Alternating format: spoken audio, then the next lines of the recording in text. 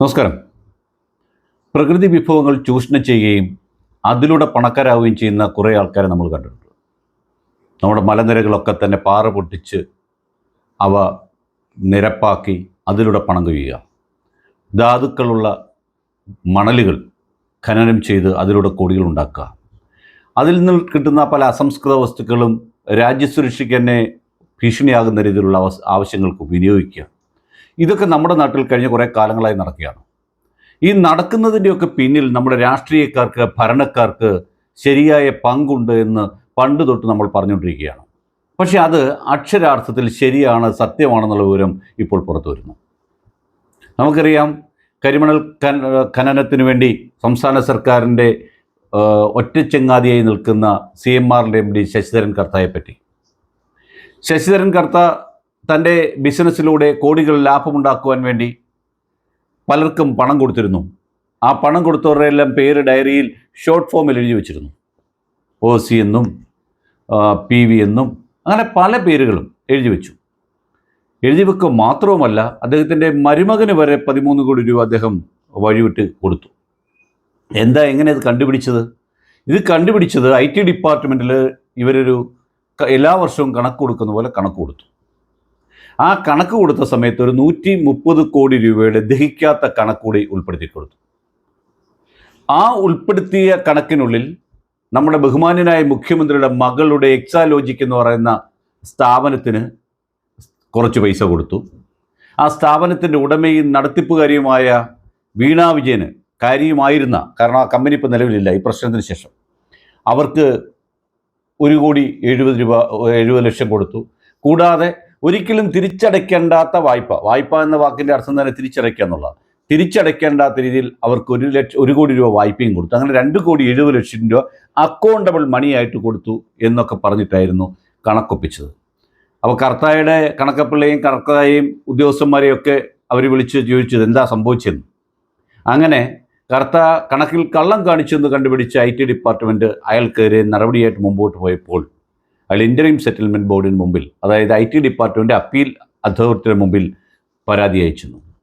ആ പരാതിയിൽ അവർ ക്ലിയറായി കണ്ടുപിടിച്ചു ഇത് മൊത്തം സാമ്പത്തിക തിരിമറികളാണെന്നും ഇയാൾ സീരിയസ് ഫ്രോഡായ കാര്യങ്ങൾ ചെയ്തിട്ടുണ്ട് എന്ന് മനസ്സിലാക്കുകയും അതിനെതിരെ പല രീതിയിലുള്ള അന്വേഷണങ്ങൾ ഉണ്ടാവുകയും SFIO അന്വേഷണത്തിന് വരെ കാരണമായി.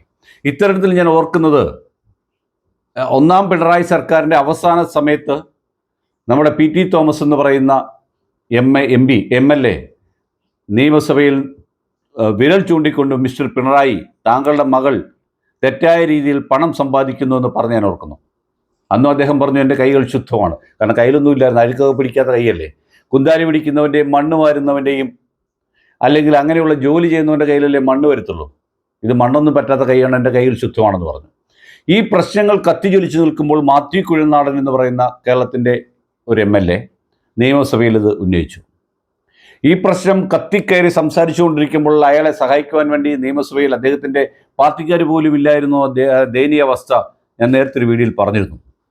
എന്തായിരുന്നാലും മാത്യു കുഴൽനാടനെ തൻ്റെ വഴിക്കാക്കുവാൻ വേണ്ടി അയാൾക്കെതിരെ വിജിലൻസ് അന്വേഷണം, ഭൂമി കയ്യേറി എന്ന് പറയുക, പാർട്ടിക്കാരെ വിട്ട് തല്ലിക്ക്, ഇതൊക്കെ തെല്ലാനുള്ള ശ്രമങ്ങൾ ഇതൊക്കെ നടത്തി. പക്ഷേ അവിടെ നിന്നും കാര്യങ്ങൾ മുമ്പോട്ട് പോയി. ഈ സീരിയസ് ഫ്രോഡ് ഇൻവെസ്റ്റിഗേഷൻ ഓഫീസ് വീണയ്ക്കെതിരെ അന്വേഷണം നടത്തി. വീണയ്ക്ക് പറയാനുള്ളത് കേട്ടു. പറയാനുള്ളത് കേട്ടില്ല എന്ന് ഒരിക്കലും പറയാൻ പറ്റില്ല. വീണയ്ക്ക് പറയാനുള്ളത് ചെന്നൈയിൽ ചെന്ന് പറഞ്ഞു. അത് രഹസ്യമായിട്ടായിരുന്നു മൊഴി കൊടുത്തു. അവർ ആ മൊഴി പരിശോധിച്ചു. അങ്ങനെ വീണയ്ക്ക് ഒരു പേപ്പർ കമ്പനി ഉണ്ടെന്നും ആ പേപ്പർ കമ്പനിയുടെ മറവിൽ അച്ഛൻ മുഖ്യമന്ത്രി ആയതുകൊണ്ട് കർത്തായ്ക്ക് 2019 ചെയ്തു കൊടുത്ത ഔദാര്യത്തിൻ്റെ ഫലമായിട്ട് എല്ലാ മാസവും കൃത്യമായി ശമ്പളം കിട്ടുന്നതിൻ്റെ കൂട്ട് എല്ലാ മാസവും ഒരു കൃത്യമായ എമൗണ്ട് അവരുടെ അക്കൗണ്ടിലേക്കും അവരുടെ കമ്പനിയുടെ അക്കൗണ്ടിലേക്കും കൊടുക്കുന്നു എന്ന് SFIO കണ്ടെത്തി.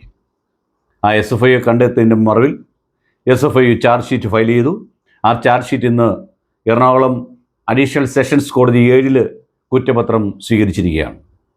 ഏറ്റവും അടുത്ത ദിവസം തന്നെ അതിൻ്റെ സമൻസുമായി മുമ്പോട്ട് പോകുമെന്നാണ് നാം മനസ്സിലാക്കിയിരിക്കുന്നത്. നമ്മൾ ഓർക്കേണ്ട ഒരു സംഭവം, കേരള സർക്കാരിന് കാശ് കിട്ടേണ്ട KSIDC എന്ന് പറയുന്ന സ്ഥാപനത്തിന് ശശിധരൻ കർത്തായുടെ CMRL എന്ന് പറഞ്ഞ പ്രൈവറ്റ് ഫേമിൽ, പബ്ലിക് ഫേമിൽ, ആ പബ്ലിക് ലിമിറ്റഡ് കമ്പനിയിൽ നമ്മൾ ഷെയർ എടുത്തിട്ടുണ്ട്. അതുപോലെ ഷെയർ എടുത്ത 100 കൂട്ടം ആൾക്കാർ ഈ പറയുന്ന ശശിധരൻ കർത്തയുടെ CMRL എന്ന് പറയുന്ന സ്ഥാപനത്തിന് ഷെയർ എടുത്തിട്ടുള്ളവരുടെ ഷെയർ ഹോൾഡേഴ്സിനുള്ള ലാഭം പോലും കൊടുക്കാതെയാണ് കർത്ത മുഖ്യമന്ത്രിക്കും മകൾക്കും ഈ നാട്ടിലുള്ള രാഷ്ട്രീയക്കാർക്കും ഒക്കെ കാശ് കൊടുത്തെന്ന് ഓർക്കുക. നമ്മൾ ഓരോരുത്തരെയും തിരഞ്ഞെടുത്ത് വിടുമ്പോൾ നമ്മുടെ ഉള്ളിൽ നമുക്ക് വേണ്ടി, സംസ്ഥാനത്തിന് വേണ്ടി പ്രവർത്തിക്കാൻ ആൾക്കാരുണ്ടാകുമെന്നാണ് നമ്മൾ മനസ്സിലാക്കിയിരിക്കുന്നത്. പക്ഷേ അവരാരും നമുക്ക് വേണ്ടി പ്രവർത്തിക്കില്ല, അവരവരുടെ വീട്ടുകാർക്ക് അവർക്കും വേണ്ടി പ്രവർത്തിക്കുകയാണെന്നെങ്കിലെ കാര്യം നമ്മൾ ഇനിയെങ്കിലും ഓർക്കേണ്ടതിരിക്കുന്നു. നമ്മുടെ ചെറുപ്പക്കാർ, നമ്മുടെ യുവാക്കൾ, നമ്മളൊക്കെ തന്നെ ഓരോ രാഷ്ട്രീയക്കാരനെയും വിശ്വസിച്ച് ഭരണമേൽപ്പിക്കുകയാണ്. അവർക്ക് വേണ്ട നയങ്ങളും അവരുടെ പാർട്ടിക്ക് വേണ്ടി നയങ്ങളുമാണ് നടപ്പിലാക്കുന്നത്. നിങ്ങൾ ഓർക്കുക, മുഖ്യമന്ത്രി മകൾക്ക് നോക്കൂല ഇത്രയും രൂപ കൊടുത്തെങ്കിൽ അദ്ദേഹത്തിൻ്റെ പാർട്ടിക്ക് ഇയാൾ എത്ര കോടി രൂപ കൊടുത്തിട്ടുണ്ടാവും? കോടിക്കണക്കിന് രൂപ ഉണ്ടായിരിക്കും.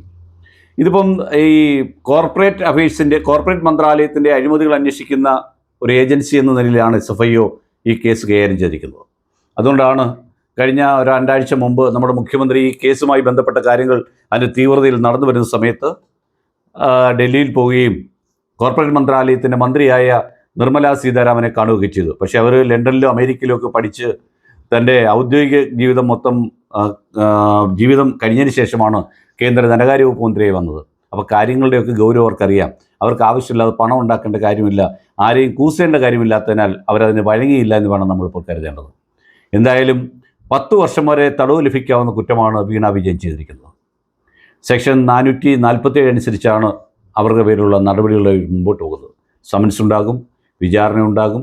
സ്ത്രീ ആയതുകൊണ്ട് ചിലപ്പോൾ അറസ്റ്റ് ഉണ്ടാവാതിരിക്കാൻ സാധ്യതയുണ്ട്. അത് SFIയുടെ നിയമത്തിൽ സ്ത്രീകൾക്ക് പ്രത്യേക പരിരക്ഷ പറയുന്നുണ്ട് എന്നാണ് ഞാൻ മനസ്സിലാക്കുന്നത്. അങ്ങനെയാണെങ്കിൽ അവരൊരു പക്ഷേ അറസ്റ്റ് ചെയ്യാനോ റിമാൻഡിൽ പാർപ്പിക്കാനോ, അറസ്റ്റ് ചെയ്താലും റിമാൻഡിൽ പാർപ്പിക്കാൻ സാധ്യതയില്ല എന്നും മനസ്സിലാക്കുന്നു. എന്തായിരുന്നാലും 170 കോടി രൂപ അല്ലെങ്കിൽ തൊട്ട് 270 കോടി രൂപ വരെ കർത്ത കേരളത്തിലെ രാഷ്ട്രീയക്കാർക്കൊക്കെ കൊടുത്തു എന്ന് നമ്മൾ മനസ്സിലാക്കുന്നു. നമ്മൾ ഓർക്കേണ്ടത്, ഇവിടെ നമ്മുടെ തോട്ടപ്പള്ളി സ്പിൻവേയിൽ മണൽ വന്നടിഞ്ഞ് അവിടെ വെള്ളപ്പൊക്കം ഉണ്ടാകുന്നു, അല്ലെങ്കിൽ ആൾക്കാർക്ക് ബുദ്ധിമുട്ടുണ്ടാകുന്നു എന്ന് പറഞ്ഞാൽ 2019 കർത്തായ്ക്ക് മണ്ണ് വാരാൻ അവസരം കൊടുത്തു. ഓർക്കുക നിങ്ങൾ, അതുവഴി എത്ര കോടി രൂപയാണ് കർത്ത ഉണ്ടാക്കിയിരിക്കുന്നത്. കർത്ത ചുമ്മാ തൻ്റെ മരുമകന് കണക്കില്ലാതെ കമ്പനിയുടെ ഒരു ഡയറക്ടറുടെ മരുമകന് 13 കോടി രൂപ കൊടുക്കണമെങ്കിൽ, ഇതുപോലെ നാട്ടിലുള്ള മുഴുവൻ രാഷ്ട്രീയക്കാർക്കും രാഷ്ട്രീയക്കാരുടെ മക്കൾക്കും കാശ് കൊടുക്കണമെങ്കിൽ നമ്മുടെ പ്രകൃതി വിഭവം എത്ര കോടി രൂപയുടേത് അയാൾ അടിച്ചു മാറ്റിക്കൊണ്ട് പോയിട്ടുണ്ട് നമ്മൾ ഓർക്കണം. പിന്നെ അയാളുടെ ലാഭം നമ്മൾ നോക്കുക. നമുക്കറിയാം, നമ്മുടെ നാട്ടിൽ വികസനത്തിന് കൊടുക്കുന്ന പൈസയിൽ 100 രൂപ കൊടുത്താൽ അതിന് എല്ലാ രാഷ്ട്രീയക്കാർക്കും, വാർഡ് മെമ്പർക്ക് ഉൾപ്പെടെയുള്ളവർക്ക് 15%, പിന്നെ ഉദ്യോഗസ്ഥന്മാർക്ക് ഒരു കമ്മീഷൻ. ഇതെല്ലാം കഴിഞ്ഞ് കോൺട്രാക്ടറുടെ 10-15% കഴിഞ്ഞ് 50-55% പണി മാത്രമേ നമ്മുടെ റോഡുകളിൽ നടക്കുന്നുള്ളൂ.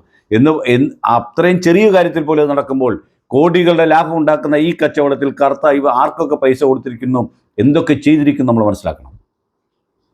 ശക്തമായ സമയത്ത് ശക്തമായ രീതിയിൽ ഉള്ള കാര്യങ്ങൾ ഞങ്ങൾ ചെയ്യും, പാർട്ടി ഈ വിഷയം ഏറ്റെടുക്കുമെന്നൊക്കെ പറഞ്ഞു. നമുക്കറിയാം, എനിക്ക് വളരെയേറെ ഇഷ്ടപ്പെട്ട കോടിയേരി ബാലകൃഷ്ണ മകൻ ഒരു കേസിൽ പെട്ടപ്പോൾ അദ്ദേഹം പറഞ്ഞെന്താണ്, എൻ്റെ മകനായതുകൊണ്ട് യാതൊരു പരീക്ഷയും ആവശ്യമില്ല, ഞാൻ അവനോടൊപ്പം താമസിക്കുന്നില്ല, പാർട്ടിയുമായി അവന് യാതൊരു ബന്ധവുമില്ലെന്നാണ് പറഞ്ഞത്. ഇവിടെ പാർട്ടിക്കാർ വരെ ഈ വിഷയത്തിൽ വീണ വിജയനെ സപ്പോർട്ട് ചെയ്തുകൊണ്ട് വരുന്നുണ്ടെങ്കിൽ ഇതിലൊക്കെ പുറത്ത് ആരും പറയാത്തൊരു കഥ ആ പാർട്ടിയുടെ അക്കൗണ്ടിലേക്കും അനൗദ്യോഗികമായിട്ടോ ഔദ്യോഗികമായിട്ടോ കർത്ത കൊടുത്തിരിക്കുന്നതാണ് നമ്മൾ കരുതാൻ. ഒരു കാര്യം മാത്രമേ ഇത്തരത്തിൽ ഓർമ്മിപ്പിക്കാനുള്ളൂ, അധികാരമെന്ന് പറയുന്നത് കച്ചവടമാണെന്ന് നാം കേൾക്കണം. പണ്ട് സിനിമയിൽ പറഞ്ഞ പോലെ ഈ പവർ കച്ചവടമാണ്, ബിസിനസ്സാണ്. ആ ബിസിനസ്സിൽ നിന്ന് കിട്ടുന്ന ലാഭം എങ്ങോട്ടൊക്കെ കൊടുക്കണമെന്ന് ബിസിനസ്സിന് കൂട്ടുനിൽക്കുന്നവർ, അല്ലെങ്കിൽ ഈ രാജ്യത്തെ, ഈ സമൂഹത്തെ, ഈ സംസ്ഥാനത്തെ വിലയ്ക്ക് കൊടുക്കുവാൻ കോർപ്പറേറ്റുകൾക്കോ അല്ലെങ്കിൽ വൻകിട കച്ചവടക്കാർക്കോ വിറ്റുതുലയ്ക്കുന്ന രാഷ്ട്രീയക്കാർ ആർക്കൊക്കെ കൊടുക്കണമെന്ന് സൂചിപ്പിച്ചതിന് ശേഷം മാത്രമാണ് പദ്ധതികളുമായിട്ട് മുമ്പോട്ട് വരുന്നത്. കേരളത്തിൽ നടപ്പിലാക്കിയിട്ടുള്ള കഴിഞ്ഞ 10 വർഷത്തിനുള്ളിൽ നടത്തിയിട്ടുള്ള മുഴുവൻ പദ്ധതികളെപ്പറ്റിയും സമഗ്രമായ അന്വേഷണമാണ് വേണ്ടത്. പാലക്കാട്ടെ ബ്രൂവറി വരെ ഇത്തരം അഴിമതിയുടെ പിന്നിലാണോ എന്ന് നമ്മൾ മനസ്സിലാക്കണം. നമ്മുടെ നാട്ടിൽ നടക്കുന്ന ഓരോ ഇത്തരം കാര്യങ്ങളുടെ പിന്നിൽ അഴിമതി നടന്നിരിക്കുന്നു എന്ന് നമ്മൾ വ്യക്തമായി മനസ്സിലാക്കേണ്ടിയിരിക്കുന്നു. അങ്ങനെയാണ് കാര്യങ്ങളുടെ പോക്ക്.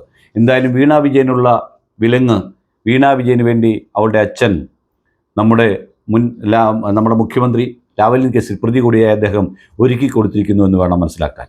ഈ പണം കൈപ്പറ്റാൻ മാത്രം എക്സാലോജിക്ക് ഉണ്ടാക്കുകയും അത് കേരളത്തിൽ സ്ഥാപിക്കാതെ കർണാടകയിൽ കൊണ്ടുപോവുകയും ഈ പ്രശ്നം വന്നതിന് ശേഷം ആ കമ്പനിയെ തന്നെ സൈറ്റിൽ നിന്ന് എടുത്ത് കളയുകയും ചെയ്ത അവസ്ഥ നമുക്കറിയാം.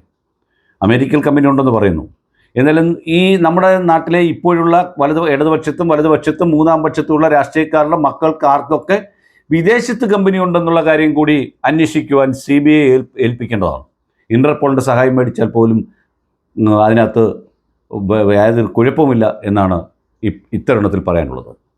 എന്തായിരുന്നാലും സത്യം ഒരു കാലത്ത് പുറത്തു വരുമെന്ന് മാത്രമേ ഈ നമ്മളെ ഒറ്റുകൊടുക്കുന്ന നമ്മുടെ കുഞ്ഞുങ്ങൾക്ക്, നമ്മുടെ കൈപിടിച്ച് വളരേണ്ട ബാല്യത്തിന്, നാളത്തെ യുവതലമുറയ്ക്ക് വേണ്ടി മാറ്റിവെക്കേണ്ട പ്രകൃതി വിഭവങ്ങൾ വിറ്റ് കാശും കമ്മീഷനും പറ്റുന്നവർ ഓർക്കുക, ഞങ്ങളുടെ മക്കളും ഈ സമൂഹത്തിൽ ജീവിക്കുവാൻ ബാധ്യസ്ഥരാണ്.